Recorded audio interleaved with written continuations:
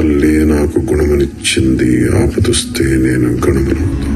ఇక్కడ ఉన్నటువంటి ప్రతి కుటుంబానికి కూడా ఈ వర్షాకాలంలో చలి నుంచి వాళ్ళు రక్షించాలి అనేటువంటి మంచి ఆలోచనతో కావలసినటువంటి మంచి రంగులు, చాలా మంచి క్వాలిటీ రంగులు ప్రతి వారికి కూడా అందించండి అని చెప్పేసి అందరికీ సహాయం చేయడానికి ఇక్కడ పంపించారు.